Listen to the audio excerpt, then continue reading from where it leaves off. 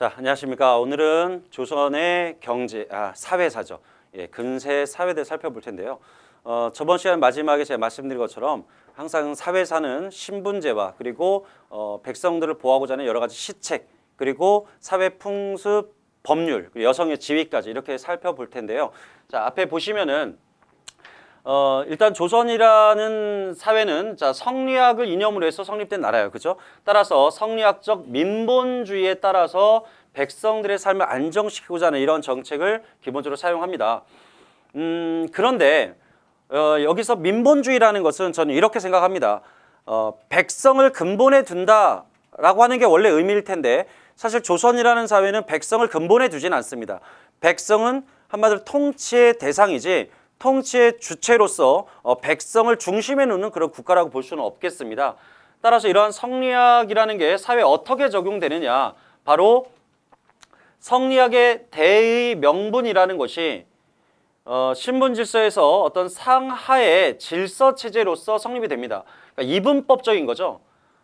정치에서는 양반들만이 정치를 할 수 있고 일반 백성은 정치에 참여할 수가 없죠. 그다음에 경제적인 측면에서 양반들이 대부분 지주고 백성들은 16세기 이후에 대부분 소장농인 전호가 됩니다. 자, 이러한 것이 대체로 성리학이라는 대의 명분이 분수론과 명분론을 통해서 이렇게 사회에 적용될 때는 이렇게 지주와 전호라고 하는 어떤 이분법적인 관계, 지배와 피지배층이라는 관계로서 성립이 되고, 지주의 입장에서 또는 지배층의 입장에서 백성들을 어떤 교화의 대상으로 본다. 이것이 바로 성리학적 민본주의 사상의 실체라고 할 수 있겠습니다. 따라서 이런 민본주의의 한계는 다시 말씀드리면 지배층들의 기득권을 보장하는 이것이 궁극적인 목적이라고 볼 수가 있겠고요. 그 다음 지배질서 안에서 피지배층들을 어떤 지배 대상으로서 여기는 게 민본주의 실체다. 자, 다음 조선의 신분제를 보게 되면은요.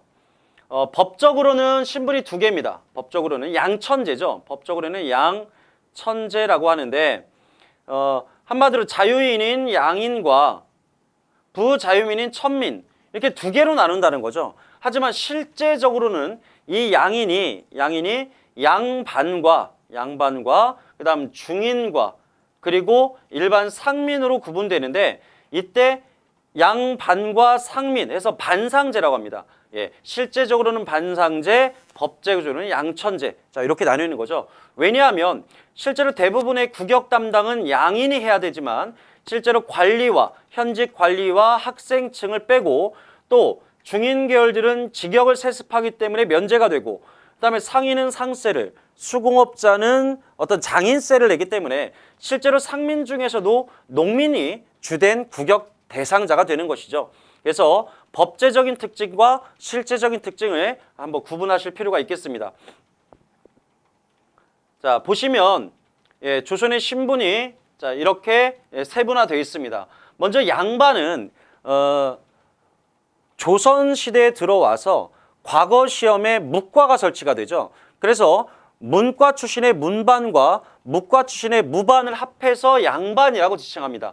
따라서 반드시 과거에 합격한 자만이 양반이라는 칭호를 받을 수가 있었는데 일단 시간이 점차 지나면서 이 양반이라는 의미가 변화하게 된 것이죠. 한마디로 사족을 의미하는 하나의 신분층을 의미하는 말로 변화가 됐습니다. 하지만 원래 의미는 과거의 합격자를 의미하는 것이다.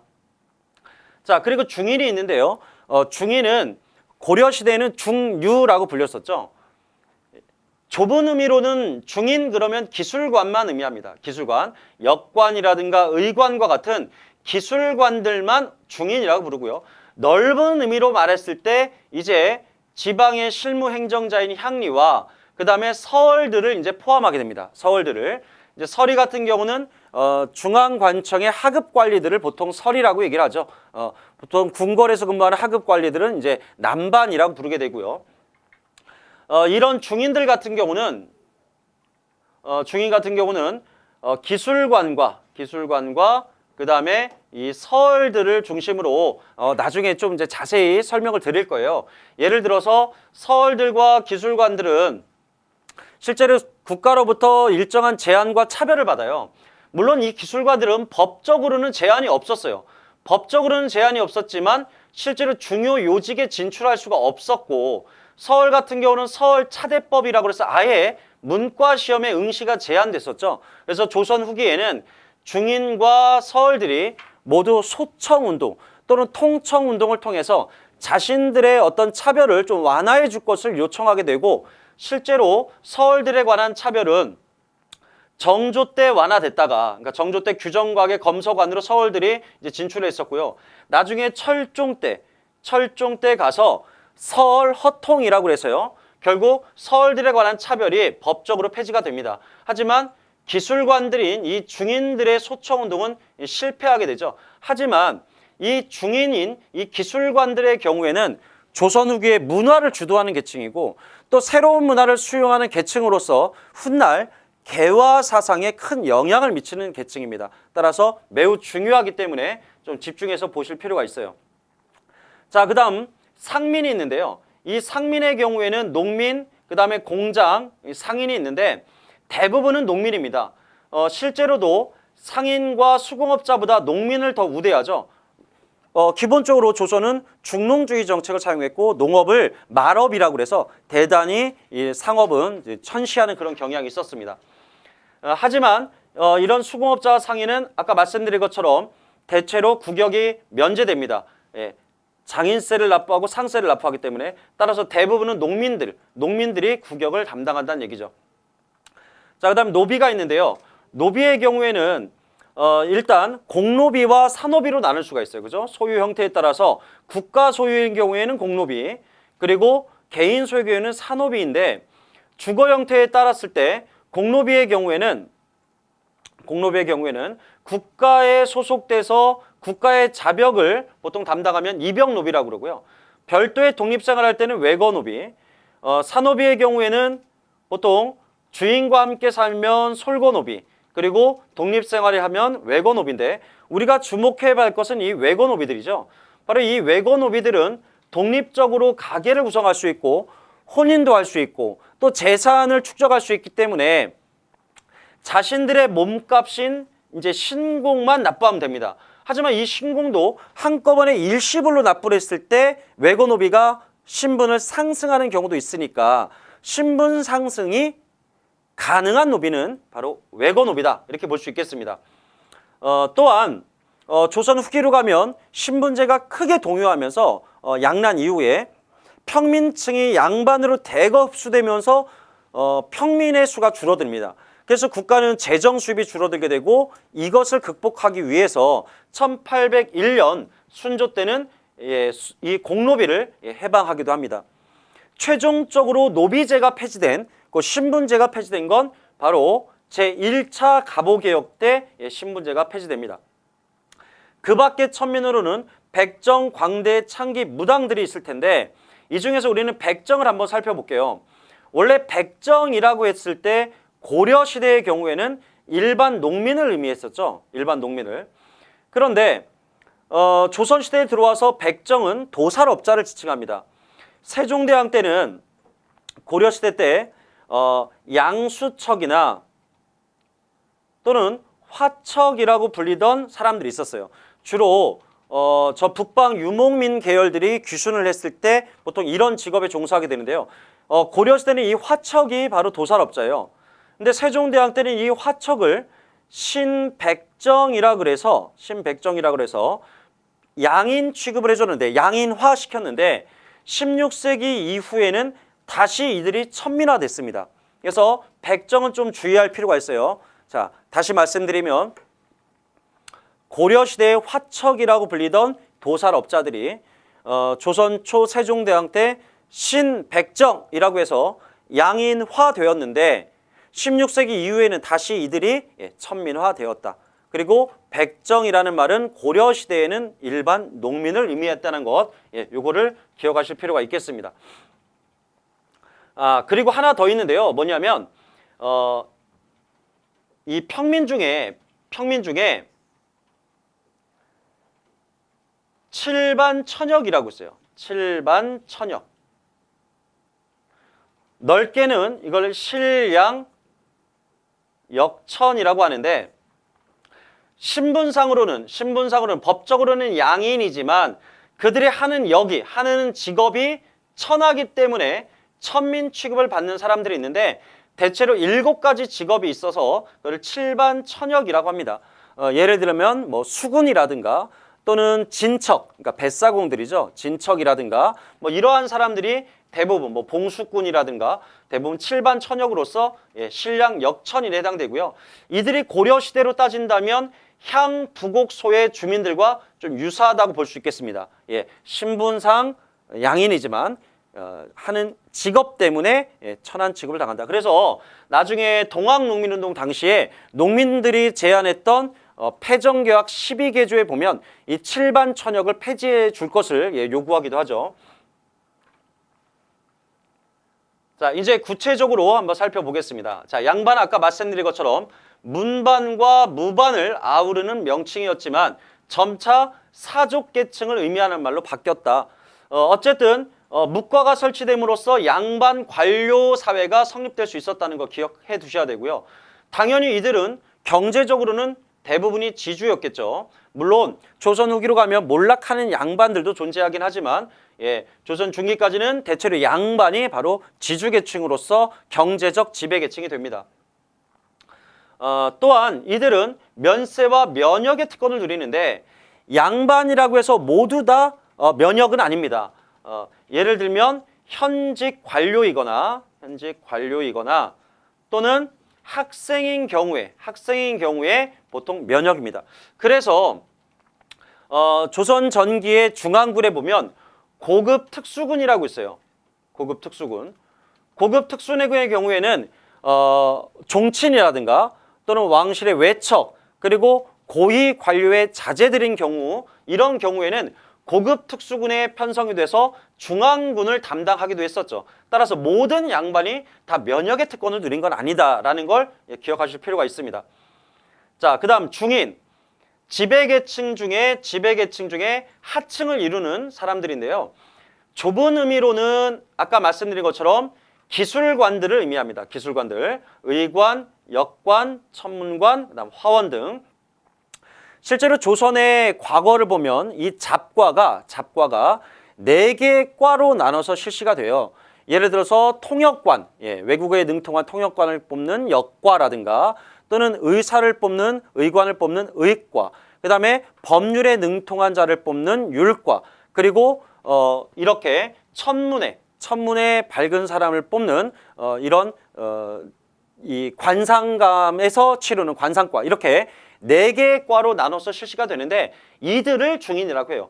하지만 넓은 의미로 봤을 때는 여기에 이제 서얼과 서리, 그 다음 하급 군인인 군교, 향리들이 포함된다.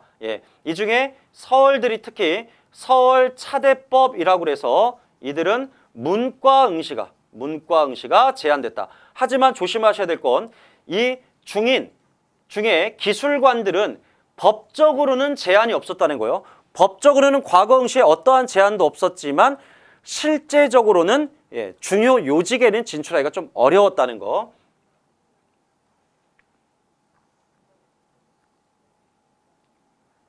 이 부분은 금방 제가 설명을 드렸으니까 한번 살펴보시도록 하고요. 특히 이 부분에 보시면 서얼들은 문과 응시가 제한됐기 때문에 대부분 무과를 통해서 무반직에 등용이 됐고 하지만 등용이 된다 하더라도 품계를 받는다 하더라도 승진의 제한이 있죠. 이걸 한품서용이라고 합니다. 한품서용.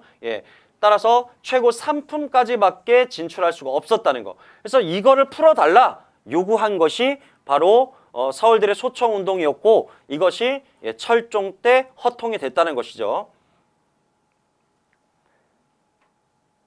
자, 그 다음에 상민은 양민이라고도 부르는데 대부분 전세와 역과 공납을 담당하는 구격을 담당하는 사람들이었다. 대부분 농민이었죠. 농민. 따라서 농민들은 법적으로는 제한이 없어요. 하지만 고려시대도 마찬가지죠. 양인 이상이면 과거를 볼 수 있다. 하지만 실질적으로는 힘든 일이죠. 보단자를 제출하거나 보고주를 세워야 되고 또 교육받을 기회가 많지 않았기 때문에 실질적으로 관료가 되기에는 대단히 힘든 일이었습니다. 이건 형식에 불과했다는 것이고요. 자, 그 다음에 이거는 간단하죠. 자, 상인의 경우에는 관허 상인들만 상행위를 할 수 있었기 때문에 상인세를 납부하고 구격을 면제받았다. 예, 공장의 경우에는 공장 안에 등록된 자들의 경우에 장인세를 납부하고 또 구격을 면제받은 계층입니다. 자, 천민의 경우에도 예, 노비의 경우에도 자, 아까 말씀드렸죠. 노비와 관련된 거 한 번만 다시 정리를 할게요. 예, 노비와 관련된 거. 노비와 관련된 법 중에 일천즉첩법과 노비종무법이라는 게 있었다고 전에 한번 말씀드렸을 거예요. 근데 조선 후기가 되면 영조 때 일천즉첩법이 폐지가 되고 노비종무법만 남습니다. 노비종무법만. 그러니까 노비종무법이 법제화되는 것이죠. 법제화. 따라서 남자 노비의 경우에 양인 여성과 결혼을 해서 자식을 낳습니다. 그럼 일천즉전이 없는 가운데 노비종무법만 남는다면 그 자식의 신분은 양인이 되는 것이죠. 따라서 조선 후기에는 노비종무법이 법제화됨으로써 노비가 양인화 되는데 좀 기여를 하게 됩니다. 또 영조 때는 노비들의 어떤 부담을 줄여주는 노비공감법이 실시가 되게 되고요. 그리고 나중에 순조 때가 되면 예, 공노비를 해방하죠. 예, 공노비를 해방시켜 주고요. 그 다음에 고종 때 1866년에는 노비의 세습제가 폐지가 됩니다. 노비의 세습제가 폐지가 되고 갑오개혁 때 가서 이제 법적으로 신분제가 완전히 폐지된다. 야, 지금까지 노비와 관련된 어떤 법제적인 특징의 변화를 좀 살펴봤습니다. 자, 여기서는 이제 외고 노비가 아까 말씀드린 것처럼 예, 신분을 상승할 수 있는 어떤 가능성이 있는 노비라는 것, 이걸 좀 기억해 두실 필요가 있고요. 자, 그리고 백정과 관련해서도 아까 말씀드린 거 다시 복습하겠습니다. 자, 이들은 신량역천입니다. 신량역천. 천인이 아니죠. 그런데 직업이 천했기 때문에 16세기 이후에 천인화된다. 그러니까 16세기 이전 세종대왕 때 이들은 신백정으로 양인화됐고 16세기 이후에 천인화됐다. 예, 주의하셔야 됩니다. 자, 따라서 조선 전기에는 신분 간의 계층 간의 이동이 엄격하게 제한이 되어 있습니다. 따라서 신분 간의 이동이 대단히 어렵다. 폐쇄적인 신분 구조를 가지고 있었다. 이렇게 볼 수가 있죠. 하지만 불가능한 건 아닙니다. 예를 들어서 좀 가능성은 적지만 신분이 상승할 수 있는 것 또는 신분이 강등되는 경우도 존재할 수 있는데, 예를 들면 법적으로 양인이면 누구나 과거에 응시할 수 있었으니까 농민들 중에 과거에 합격한 자는 당연히 양반이 될 수가 있는 것이죠. 자, 하지만 실제적으로 어렵다는 것이고요. 그러나 양란 이후에 저번 시간에 우리가 외란과 호란을 겪으면서 신분제가 크게 동요했다라고 말씀드렸죠. 양란 이후에는 군대에서 공을 세운 군공자라든가 국가의 일정한 곡식을 납부하고 신분을 상승하는 납속제, 또 관직 증명서인 명예직을 사는 공명첩 등을 통해서 신분이 크게 상승하기도 했습니다. 반면에 중죄를 지은 사람은 연좌제가 적용되기 때문에 그 당사자는 사형이겠지만 그 나머지의 경우에는 공노비로 삼는 경우가 많습니다. 그리고 조선 후기로 가면 경제적인 몰락을 통해서 양반이 크게 권력을 유지하는 양반인 권반, 지방에서 사족으로서 여전히 영향력을 행사하는 향반, 그리고 완전히 몰락한 잔반, 이렇게 세 개의 양반층으로 분화가 되게 되는데, 잔반의 경우에는 결국 상민과 별 다를 바 없는 그런 처지가 되겠죠. 심지어 이런 가난한 양반들은 조선 후기에 부유한 평민에게 족보를 팔아서 자기는 평민이 되고 이 부유한 농민의 경우에는, 분홍의 경우에는 새로운 양반, 신양으로 변화되는 그런 경우도 있습니다.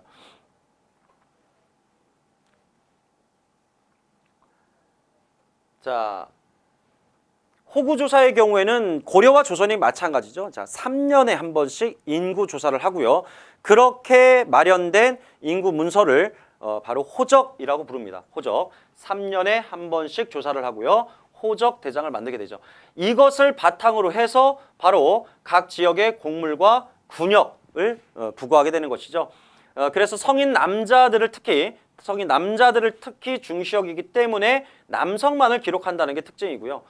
하지만 따라서 이 호적을 통해서 호적 대장을 통해서 조선의 인구 총 인구를 정확하게 파악하기는 어렵습니다. 목적 자체가 호적을 작성하는 목적 자체가 군역 대상자에 집중해 있었기 때문에 나타나는 한계라고 볼 수가 있겠죠. 자, 그리고 이 부분은 뭐 크게 중요하진 않습니다. 자, 경상도, 전라도, 충청도가 이제 하삼도로서 가장 인구가 많죠. 왜냐면 이 지역이 가장 기후적으로도 따뜻하고 또 평야지대가 좀 넓습니다. 충청도, 전라도 경우에는. 그래서 인구가 좀 많고요. 반면에 수도권인 경기도와 그다음에 강원도, 산간 지역에는 약 20%, 그리고 평안도, 황해도, 함경도를 합치면 실제로 대단히 넓은 땅이에요. 실제로 지금 남한보다 북한이 영토는 훨씬 넓죠. 하지만 인구는 하삼도에 비해서 좀 적습니다. 당연히 이 지역은 기후도 그렇고 평야가 넓지 못하죠. 그리고 전란이 많은 지역이기 때문에 실제로 인구 거주 비율이 적습니다. 이것 때문에 조선의 과거 중에 문과를 보면은요, 문과가 초시, 전시, 복시로 치루어지는데 이 초시 경우에 인구 비례에 따라서 합격자를 선발합니다. 따라서 평안도라든가 함경도 같은 북부지방은 인구가 적다 보니까 당연히 과거 합격자가 적죠. 이것 때문에 훗날 문제가 돼서 조정은, 중앙정부는 이 북부지방 사람들, 특히 서북지방을 많이 차별한다. 예, 이러한 것이 이제 인식이 팽배해졌고 이에 따른 불만이 홍경래의 난의 또 하나의 원인이 되기도 했었죠. 자, 그래서 조선은 건국 초기에는 약 600만 명 내외의 인구였지만 16세기 중반에는 약 1000명 정도가 넘었고요. 19세기에는 약 1700만 명, 일제강점기에는 대략 2000만 명 정도를 얘기를 합니다. 정확한 인구 통계가 이루어지지 않았기 때문에 추정만 되는 것이죠. 자, 이 부분은 그냥 한번 읽을 거리고요. 실제로 시험에 출제되기는 좀 어렵습니다.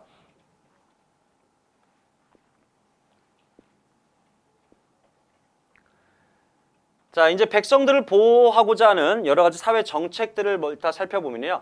아까 이제 유교적 민본주의에 대해서 잠깐 말씀드렸습니다. 그죠? 자, 유교적 민본주의 같은 경우는 어떻게 보면 형식적이라고 그랬죠. 관념과 이념상으로 존재하는 거예요.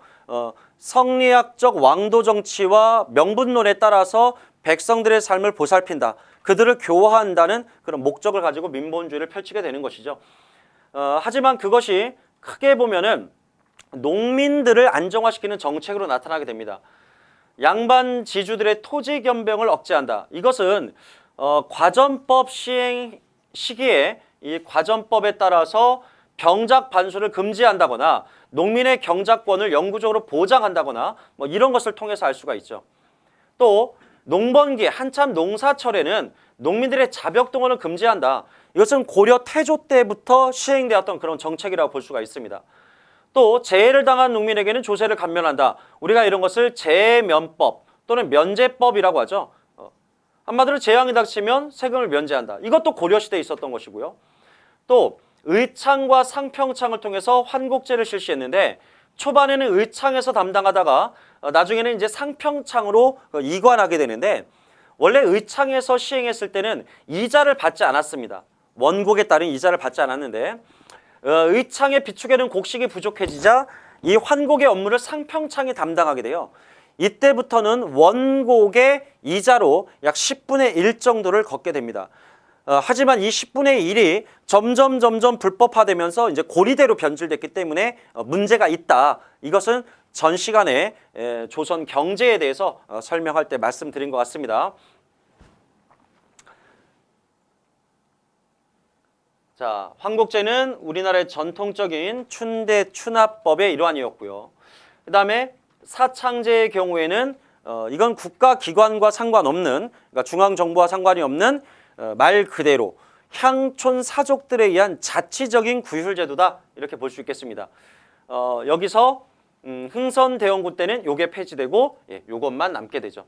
조심하셔야 될 것은 의창에서 담당하다가 원래 물가 조절을 담당했던 상평창에 맡게 되면서 이자를 걷기 시작했다는 것. 그다음 구황청.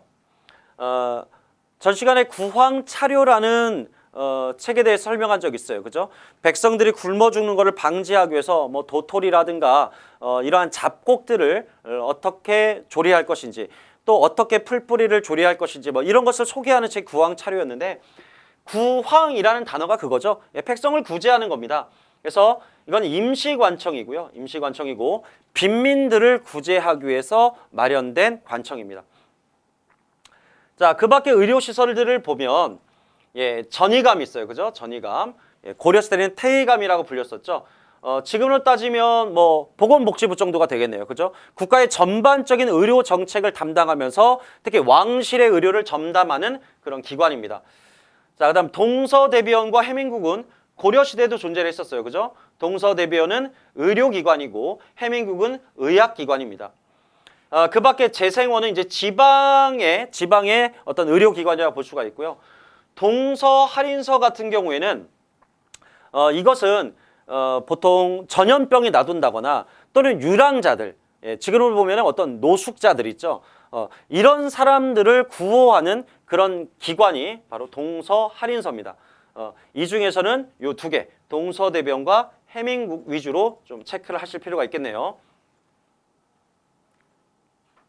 자, 사회시설의 성격은 말 그대로 궁극적인 목적이 뭐겠습니까? 왜 백성들을, 왜 농민들의 생활을 안정시키려고 노력을 하느냐?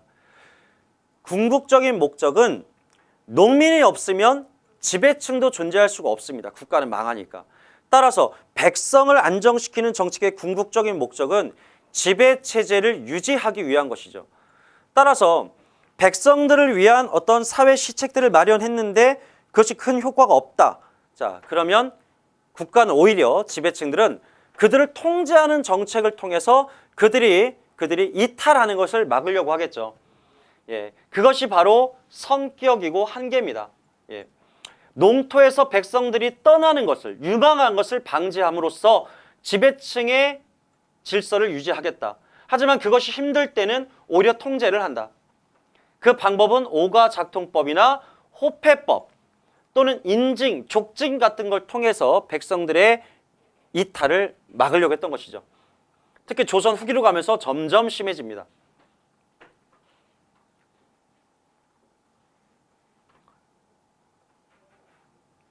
자, 조선의 법률 체계를 보겠습니다. 자, 조선의 법률 체계는 일단 건국 초기에 정도전에 의한 조선 경국전도 있고 그 다음에 조준과 하륜에 의한 경제 육전이 있었죠.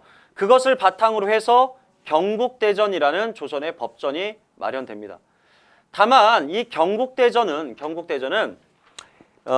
육전 중에, 그러니까 이호, 예병, 형공의 육전 중에 이 형전이 좀 약해요. 그러니까 형법이 좀 약하다는 얘기죠. 그래서 명나라의 법인 대명유를 참고하기도 합니다. 고려와 비교하면 고려는 71개조에 해당하는 어떤 법률이 있었고요. 여기에 이제 보조 법률이 있었지만 실제로 이게 많이 부족했기 때문에 당나라의 법률을 많이 참고를 했었죠. 하지만 조선은 경국대전이라는 법전이 존재하고 다만 형법의 경우에는 대명유를 좀 참고했다. 자, 범죄 중에서도 가장 중대한 범죄는 고려와 마찬가지로 반역죄입니다. 반역죄가 당연히 가장 큰 범죄고요. 모반죄라고도 하죠. 그 다음에는 강상죄입니다. 성리학 유교 윤리인 삼강을 위배한 죄, 바로 폐륜 같은 것들, 자, 강상죄. 자, 이런 것은 거의 사형이고요. 그 가족의 경우에는 연좌제를 적용해서 노비로 만들기도 합니다. 또 이러한 중대 범죄가 발생한 고을의 경우에는 그 마을 자체가 하나씩 강등되기도 하거나 또는 수령이 파멸되기도 합니다. 형벌의 종류도 고려와 마찬가지로 태, 장, 도, 유, 형의 5종류가 있고요. 태형과 장형은 말 그대로 신체에 체벌을 가하는 것이고요. 도형은 지금의 금고형에 해당되고요. 유형은 유배형이니까 일정 신분 이상의 사람에게만 적용이 되겠죠. 그다음에 사형의 경우에는 말 그대로 생명을 앗아가는 거니까 최대 극형이라고 볼 수 있겠습니다. 이게 기본형이고 그 밖에 이제 부가형 중에 도망간 노비들의 어떤 중대 범죄나 도망간 노비의 얼굴에다가 낙인을 찍는 이런 자자형이라든가 노비를 몰수한다, 재산을 몰수한다 또는 연좌제, 자 이러한 것들은 이제 부가형이라고 볼 수 있겠습니다. 자 또한 민법의 경우에는 경국대전이 있긴 하지만 실제로는 고려와 마찬가지로 관습법에 따라서 주로 재판을 합니다. 그럼 재판을 누가 하느냐? 주로 이제 지방관들이에요. 지방관들이. 조선이라는 나라는 사법 업무를 담당하는 기관이 대단히 많습니다.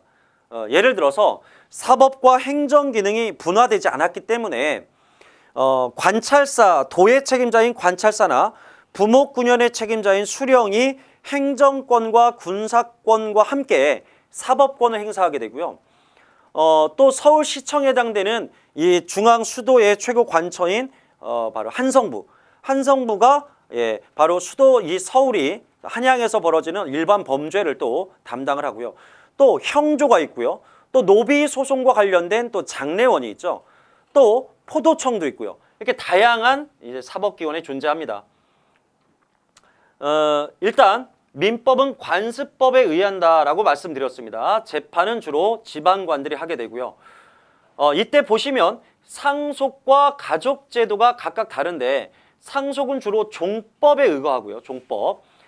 종법은 바로 주나라에서 중국 주나라에서 있었던 주례에 이제 해당이 되고 여기에 이제 성리학적 윤리가 이제 가미가 된 거죠. 그래서 15세기 전까지는 이 종법 질서가 크게 확립되지 않았지만 16세기 이후부터는 이제 장자 중심의 북의 문중 중심의 어떤 종법 질서가 성립이 됩니다. 또 가족 제도는 주자 가례에 따라서 관, 혼, 상, 제라는 일반적인 가정 의례가 주자 가례에 의거해서 진행이 됩니다. 재판은 수령이 담당했다. 항소도 가능합니다. 예를 들어서 세종대왕 때 금부 삼복법이라는 게 있어요. 그죠? 금부 삼복법. 이게 바로 고려 시대에 존재했던 삼심제. 지금의 삼심제와도 거의 같다고 볼 수 있어요. 예를 들어서 1심 재판은 어디서 하냐면 1심 재판은 각 지방관이 합니다. 수령이나 관찰사나 또는 서울 같은 경우는 한성부에서 하겠죠. 그 다음 형조에서 복심을 합니다. 그리고 최종적으로는 국왕의 직속 사법기관이었던 의금부에서 마지막 판결하게 되는데 이걸 금부 삼복법이라고 하죠. 자, 그 다음 신문계조대건이에요. 신문고. 자, 신문고를 누가 제일 먼저 만들었죠? 자, 신문고는 태종 때 처음 만들었어요. 그죠? 이것을 의금부에서 관장을 했었고요. 그런데 태종 때 설치된 신문고는 그렇게 활용되지 못했습니다. 크게 활용되지 못했죠. 그 이유 중에 하나가 뭐냐면 바로 부민고소금지법 때문이에요. 조선시대에는 이 수령을 군사부 일체 또는 성리학적 윤리에 따라서 어떤 부모와 마찬가지로 여깁니다. 왕을 대리하는 사람이고요. 따라서 일반 백성들이 자기 고을의 수령을 고발할 수가 없어요. 또 하급 관원이 상급 관원을 또 고발할 수가 없죠. 자, 그러다 보니까 이 신문고는 자기 자신에 관한 일, 또 집안과 관련된 이러한 것들만 한정해서 신문고를 울릴 수가 있었기 때문에 제대로 활용되지 못했다는 겁니다.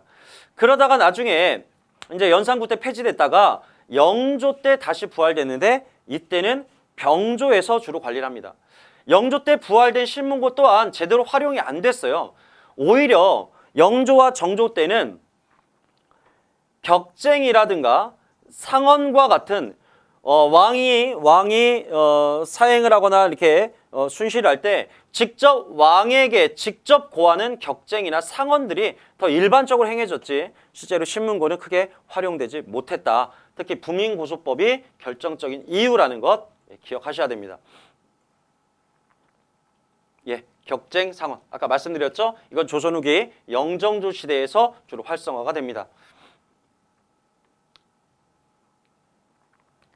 자, 조선은 사법기관과 행정기관이 명확하게 분리되지 않았다. 예, 중요합니다. 우리 삼국시대의 정치의 특징이 뭐였죠? 삼국시대는 행정권과 군사권이 미분화 상태에 있다가 통일신라로 가면서 행정권과 사법권이 분리가 됐는데, 이제 조선 같은 경우는 행정과 사법과 그 다음에 이 군사권을 수령이 모두 행사합니다. 특히 중앙관청의 경우에도 물론 군사권을 담당하는 것이 뭐 병조라든가 따로 있지만 행정권과 사법권은 크게 분화되지 않았다는 것이죠. 자, 이것이 분리되기 시작한 게 2차 갑오개혁 때. 예를 들면 지방관의 권한에서 지방관의 권한 중에 사법권을 독립시켜서 재판소라는 걸 별도로 설치하죠. 이게 바로 행정권과 사법권의 분리입니다. 자, 조선의 사법기관이 형조부터 시작해서 장례원까지 있는데 형조, 한성부, 사원부를 우리는 조선의 삼법사라고 하고요. 다만 조심하셔야 될 것은 금부 삼법법에 따른 1심, 2심, 3심은 삼법사가 아니라 바로 지방관과 형조, 의금부라는 거 좀 다르죠? 예, 조심하셔야 되고요. 특히 사원부 같은 경우는 관리를 규찰하는 곳이죠. 자, 고려시대의 어사대와 같은 역할을 하고요.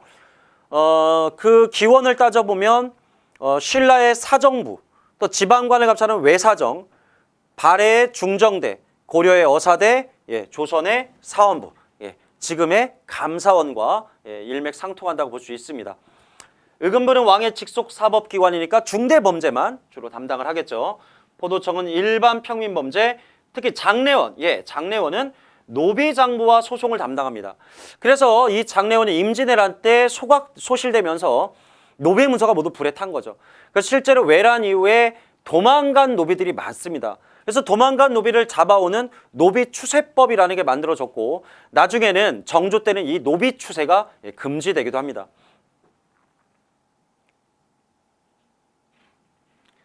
자, 대부분 지방관이 사법권 행사했고 중대범죄는 중앙으로 이송했다. 원래 법이라는 것은 대한민국 헌법에 나오듯이 국민의 기본권을 보장하는 게 원래 목적이죠. 하지만 고대 사회부터 전근대 사회의 이런 법들은 대부분 지배층들의 기득권을 유지하고 체제를 유지하는 데 더 큰 목적이 있지 국민들의 기본권을, 권리를, 권한을 보장하는 데 있다고 볼 수 없겠습니다. 이것이 이제 한계가 되겠죠. 자, 여기 보시면 이제 고조선부터 시작해서 조선까지의 어떤 기본적인 법률이 쭉 정리가 되어 있습니다. 예, 이거 반드시 한번 복습하셔야 됩니다.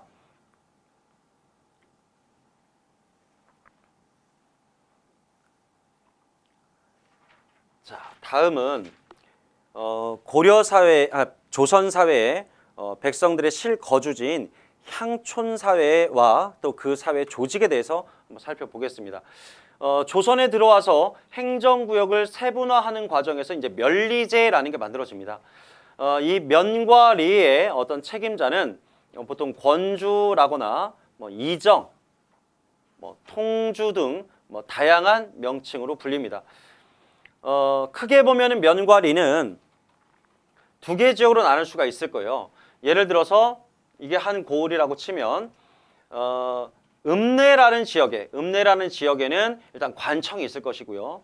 그 다음에 실무 담당자들이 향리라든가 또는 관청에 소속돼서 공장으로서 물건을 만들어내는 수공업자 또는 상인들이 주로 읍내에 거주할 것이고요.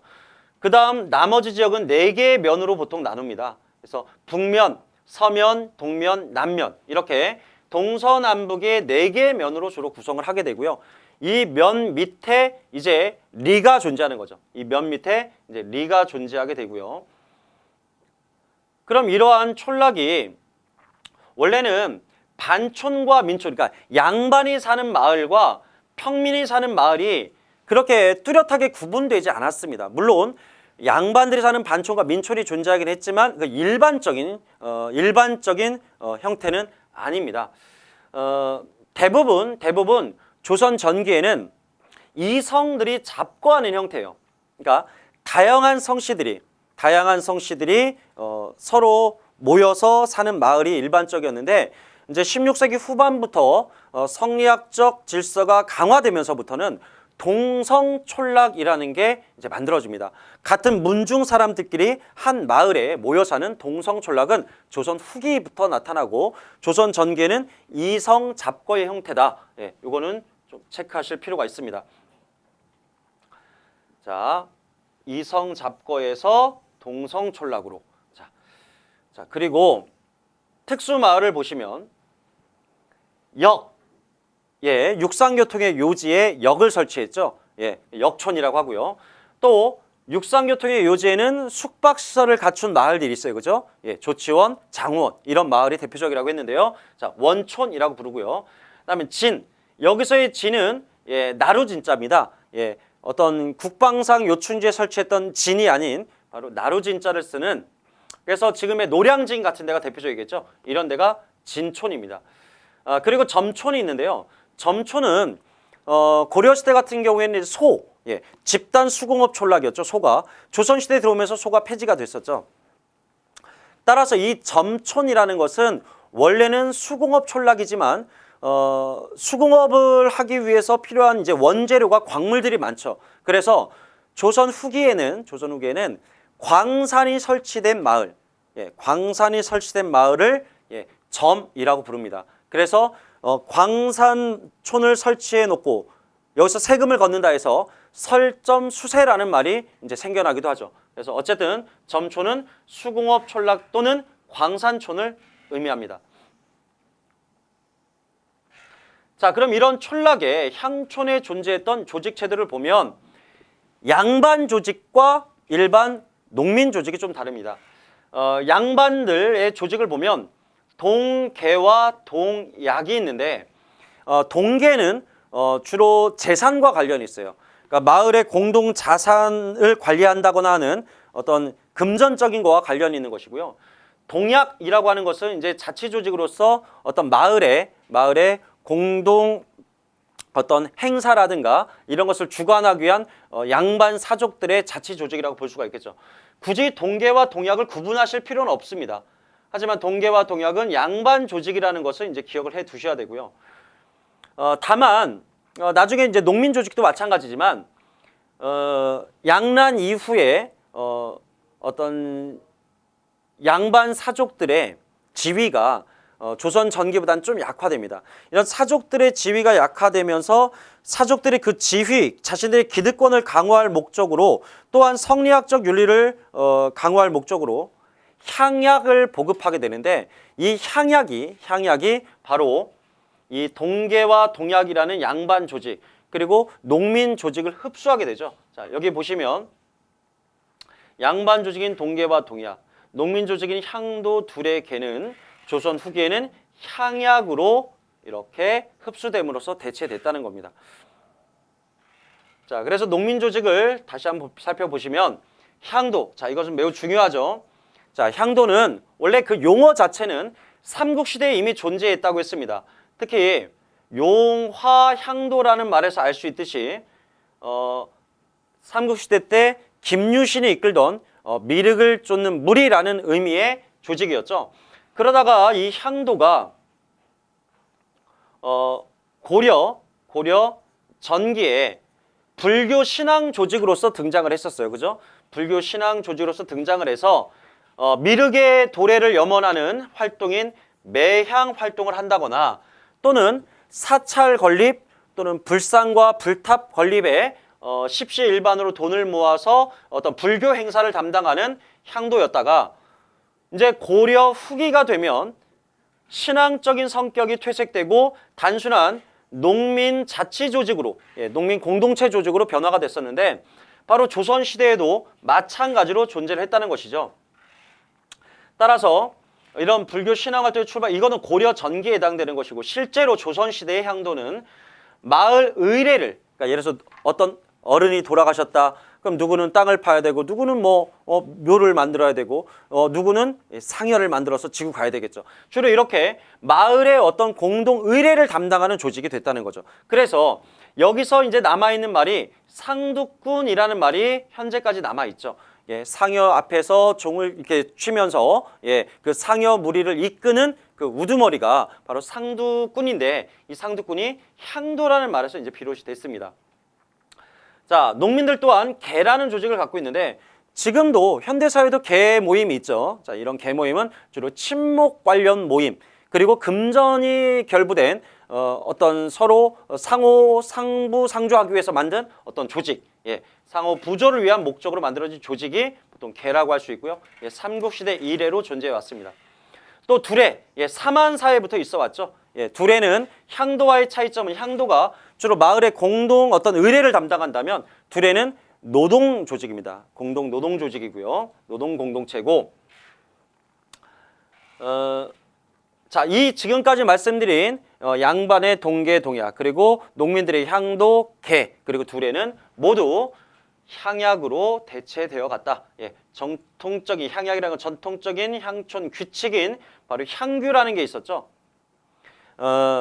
지방 양반들의 자치 조직인 유향소에서 향안에 등록된 양반들이 주기적으로 모여서 이제 회의를 하죠. 그걸 향회라고 하고, 향회에서 마련한 마을의 공동 규칙을 향규.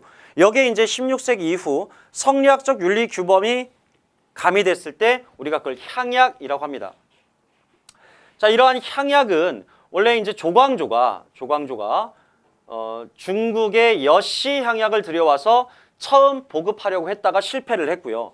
그 이후에는 태계 이황과 태계 이의를 중심으로 해서 이제 향약이 보급이 됩니다. 그래서 조선 후기에는 대부분의 마을에 향약이라는 조직과 또 규칙이 마련되는데 대체로 그들의 지켜야 될 규범은 공통적이 좀 있습니다. 뭐 덕업상권이나 예속상교라거나 또는 환난상율이라거나 이러한 것들의 공통 덕목으로 이제 존재를 하게 되죠.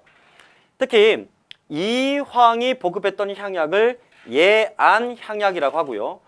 이이가 보급했던 향약을 해주향약 또는 서원향약이라고 보통 부릅니다.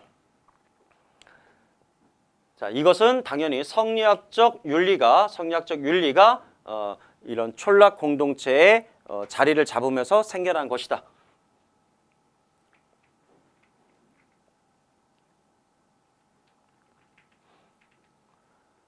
자, 조선의 기본적인 사회적인 어떤 단위는 가족 단위로 이루어집니다. 또한 이러한 가족은 부부 중심으로 보통 이루어지게 되고요. 정리를 해보자면 고대 사회에서는 씨족 공동체를 중시했습니다. 그죠? 씨족 공동체. 그리고 고려 사회는 이제 5대 8촌 정도의 대가족 사회였고요. 조선에서는 부부 중심의 가족이 사회의 기본 단위라고 할 수 있고, 그다음 남성 중심의 가부장적 사회입니다. 하지만 조심하셔야 될 것은 15세기와 16세기는 항상 이렇게 구분이 되셔야 돼요. 그죠? 고려 시대부터 조선 초인 15세기까지는 가부장적 사회이긴 하지만 여성의 지위가 상당히 좀 높은 수준이었고요. 16세기 성리학 사회가 자리를 잡고 나면 바로 남존 여비가 자리를 잡으면서 여자가 이제 어떤 비천한 어떤 삶을 사는 그런 시대라고 볼 수 있겠습니다. 자, 여기 보이는 것처럼 조선 전기는 부계와 모계가 함께 영향을 미치는 사회. 그래서 예를 들면 결혼 같은 경우도 남귀 여가혼의 고려 시대의 혼인 제도가 아직 존재했던 시기고요. 중기 이후에는 성리학적 가정론이 활기되면서 부계 중심, 그래서 문중 중심, 종중이라고도 하죠. 그래서 장자를 중시하는 사회가 바로 조선 후기라고 볼 수 있어요. 자, 문중이 형성되었다. 다만 문중이 형성되는 것도 마찬가지예요. 16세기 이후.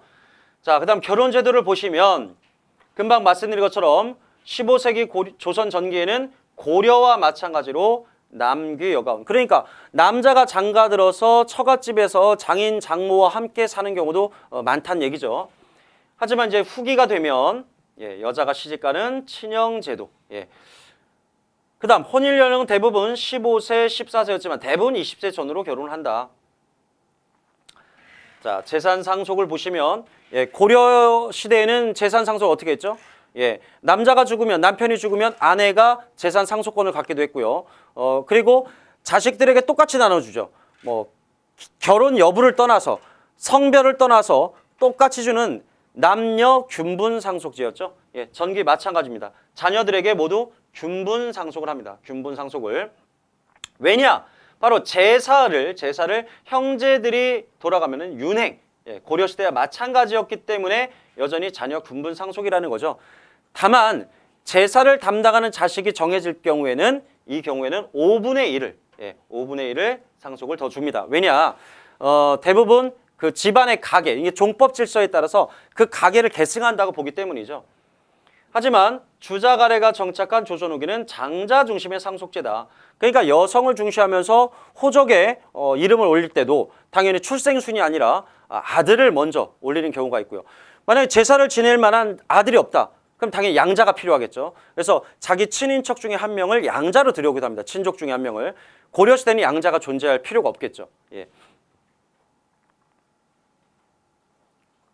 자, 여성의 지위 변화를 볼까요? 자, 지금까지 계속 말씀을 드렸는데 조선은 경국대전에 여성의 재가를 엄격하게 금지했습니다. 그래서 여필종부, 일부종사, 삼종지대라는 윤리 덕목이 여성들에게 강제가 된 거죠. 강제가 되었고 그러다 보니까 만약에 재가한 여성이 있다. 그럼 재가한 여성의 아들과 손자는 문과를 응시할 수가 없습니다. 자, 이러한 재가를 금지하는 원칙은 1차 가보개혁 때 폐지가 됩니다. 또한 조선의 여성들은 법률적 행위를 독립적으로 할 수가 없어요. 남편의 허가가 있어야 되고 남편이 죽으면 아들이 그 가계를 계승했기 때문에 아들의 허가를 맡아야 되죠. 그래서 이것을 우리가 삼종지도라고 합니다. 또 적사차별을 매우 심했기 때문에 첩의 자식 같은 경우는 그 어머니의 신분이 평민이냐, 그러니까 양반이냐, 평민이냐, 천민이냐에 따라서 좀 갈리기도 하죠. 특히 평민과 천민의 경우에는 서얼이라고 해서 또 차대를 받기도 했습니다. 자, 상장 제례의 변화를 보시면 조선 전기에는요.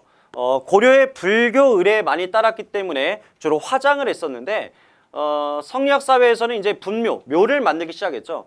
또한 제사를 누구까지 지내느냐, 윗대 어디까지를 제사를 지내냐는 원래 신분에 따라서 달랐습니다. 계급에 따라 달랐는데 예를 들면 관리의 품계에 따라서 3대까지 또는 2대까지 또는 일반 평민은 부모까지 제사를 지냈는데 후기로 가면 주자가래가 이제 일반화되면서 주자가래 의례가 일반화되면서 5대, 그러니까 4대까지 제사 지내는 것이 일반화됩니다.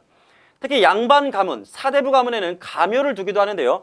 이 가묘를 만드는 어떠한 풍습은 고려 말, 성리학이 수용됐던 고려 말부터 만들어지기 시작했고요. 조선 후기에서는 좀 이름 있는 가문은 대부분 가묘를 두고 제사를 상시적으로, 그러니까 조상에 대한 제사를 상시적으로 지내기도 합니다. 자, 이렇게 해서 우리는 근세 사회까지 이제 살펴봤어요. 이제 다음 시간에는요, 근세 문화를 살펴볼 텐데, 문화 단어는 많죠, 내용이. 그래서 우리가 지금 경제사라든가 사회사는 한 타임으로 끝낼 수가 있지만 문화사는 또 2개로 나눠 보겠습니다. 기본적으로 근세사회 앞부분에서는 어떤 조선의 기본적인 문화의 성격, 그리고 역사서와 그 다음에 사상의 어떤 발전을 살펴볼 거고요. 그 다음 시간에는 이제 조선의 어떤 예술과 관련된 것들, 건축이라든가 예술, 이 부분을 다뤄보도록 하겠습니다. 수고하셨습니다.